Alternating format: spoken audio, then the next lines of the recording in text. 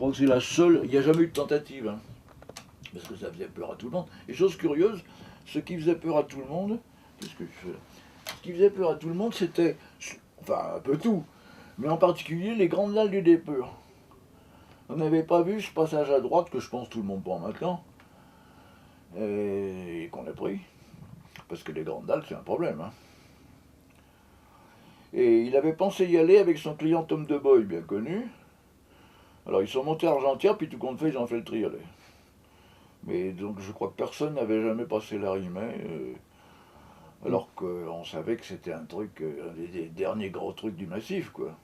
Et donc en fait, c'est une des plus grandes courses du massif qui a été réussie à la première tentative alors.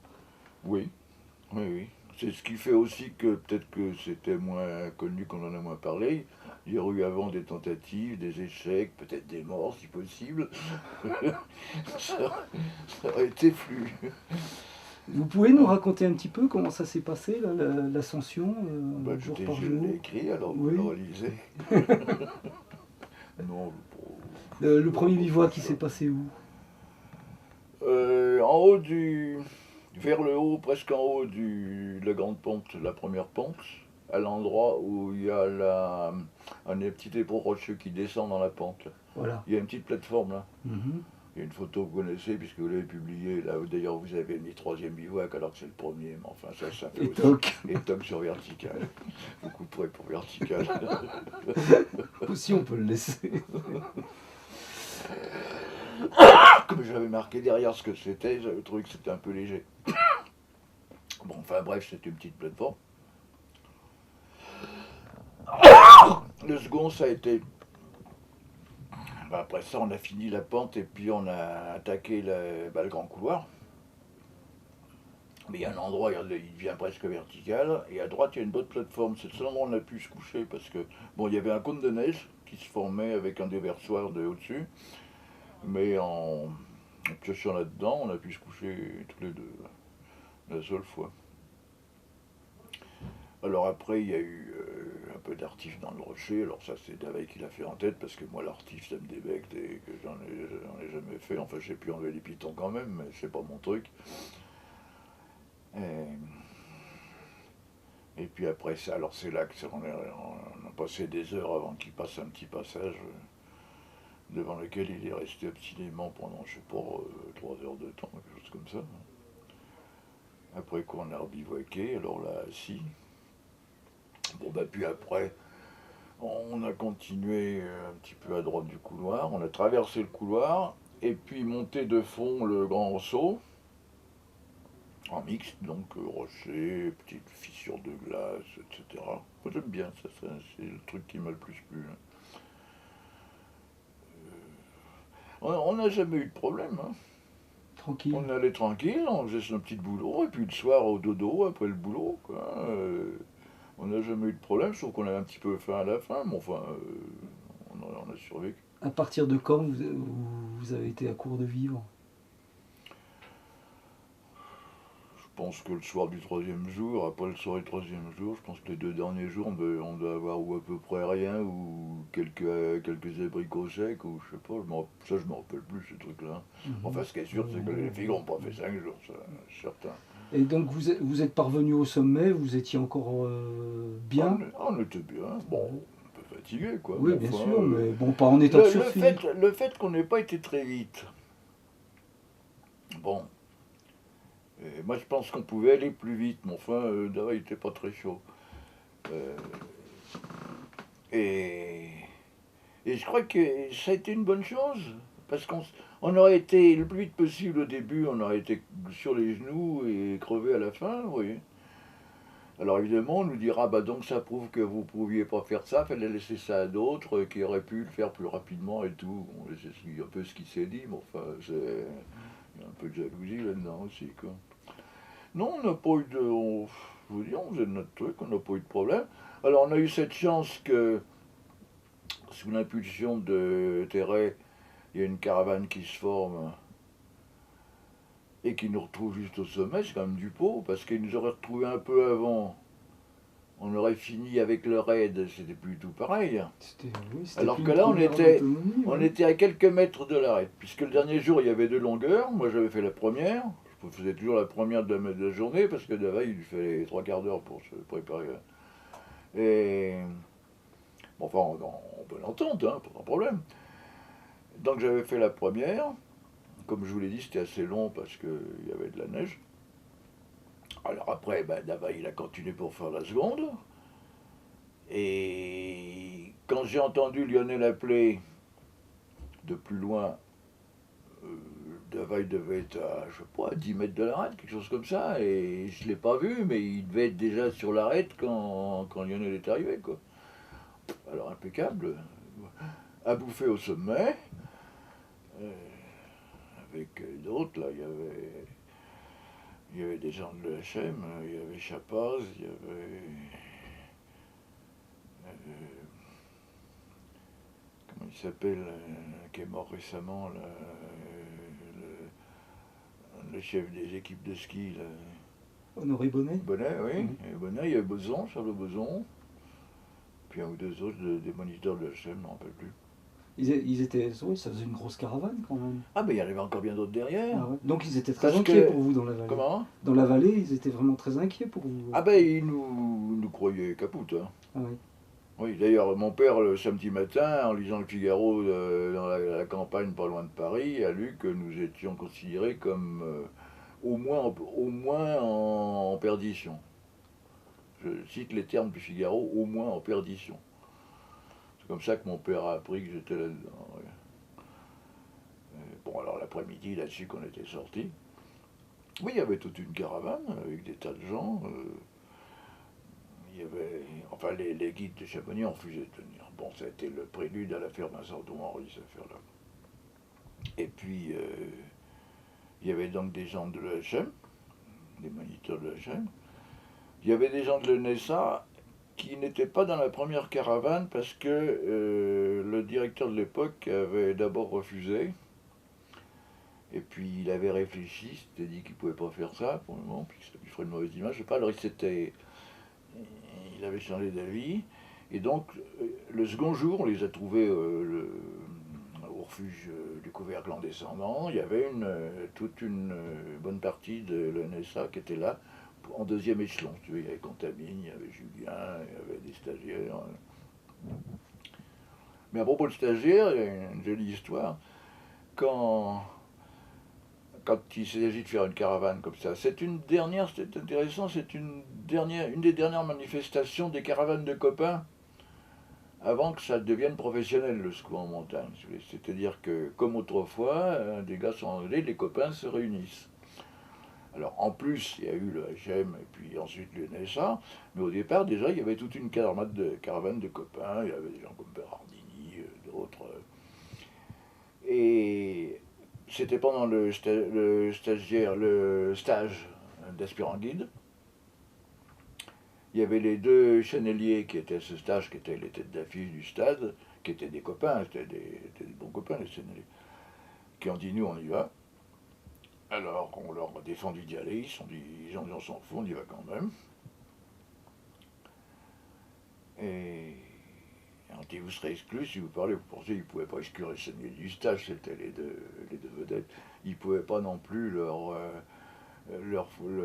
sabrer leur examen de sortie. On ne pouvait pas sabrer l'examen de sortie des senneliers au stage d'aspirant guide. Et, et alors finalement, donc le NS a changé d'avis, a envoyé du monde.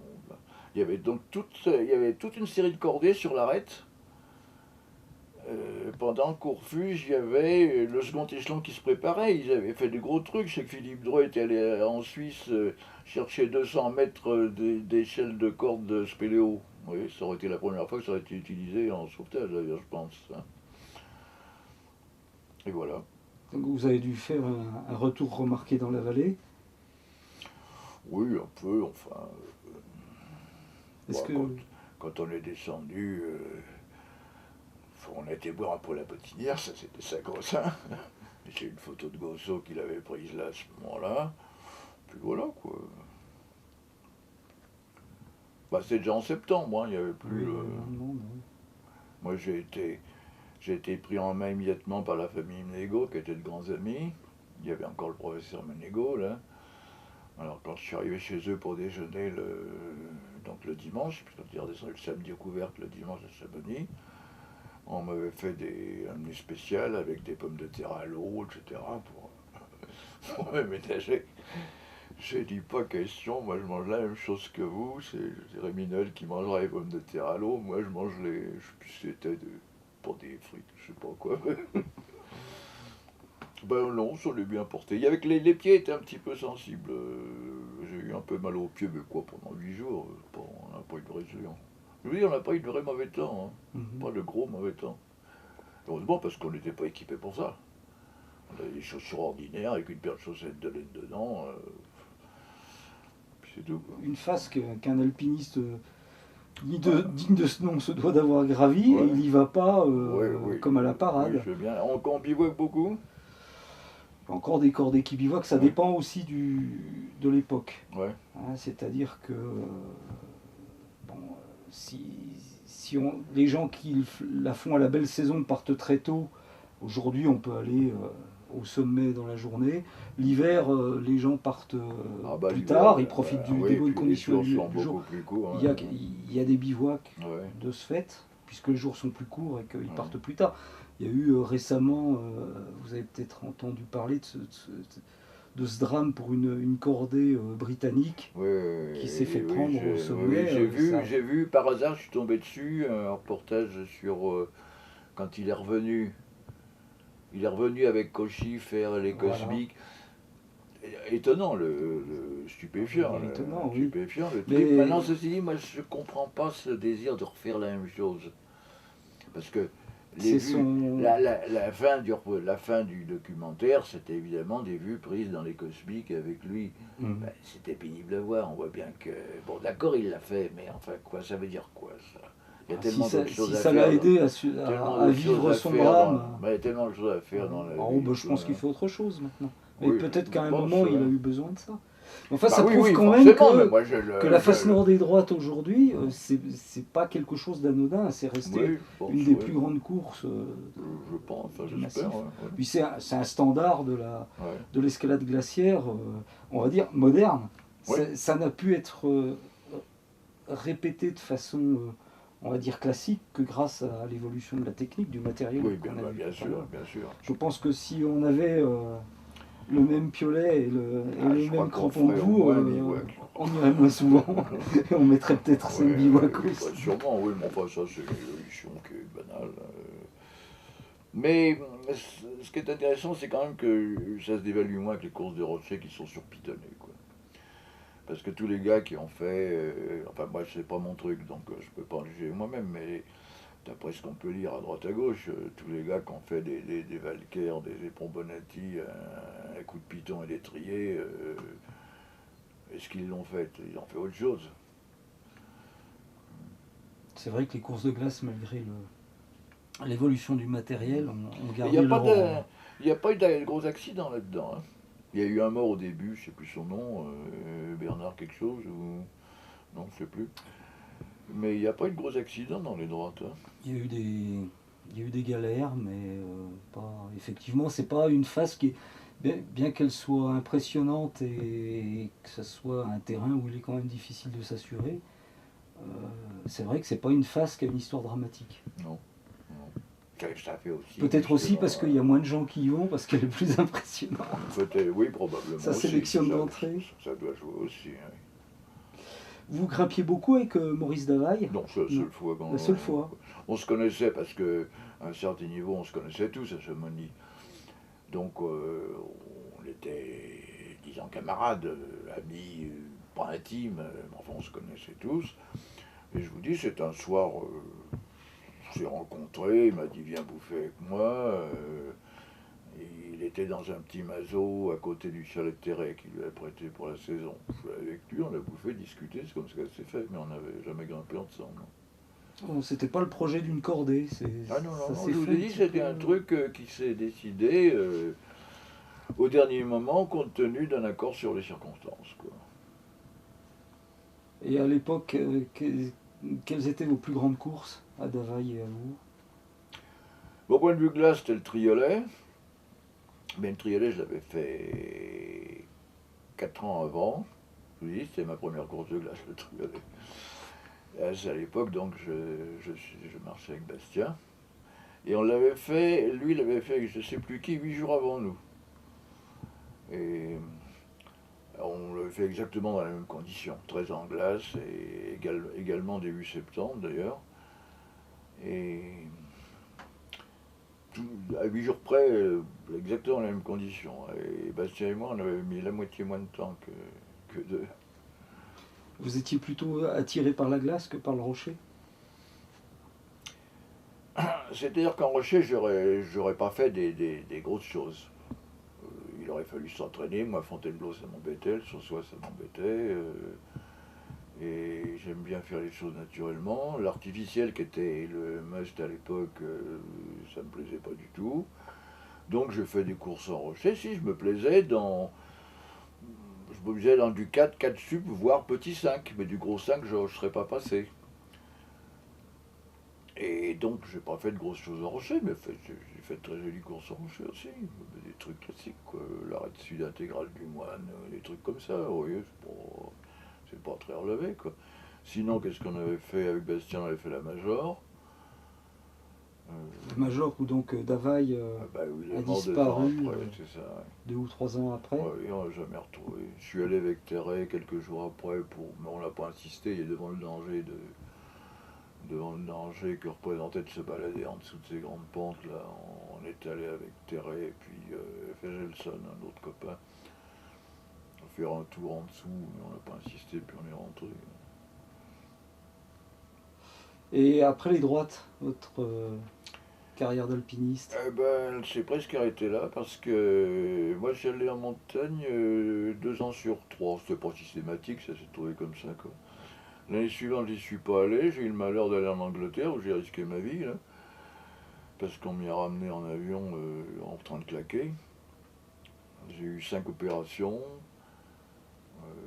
Après quoi, j'ai mis des mois à m'en remettre.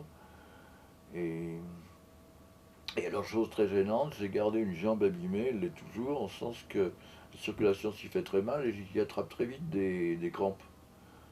Elle se tétanise quoi, très vite. Alors, pour faire de la montagne, c'est pas terrible. J'en ai refait un petit peu. Quelques 2 ou 3 ans après, je sais plus, je suis allé parce que comme je voulais rien faire de gros, je suis allé comme moniteur bénévole en Oisan, dans un centre UNCM, UCPA maintenant.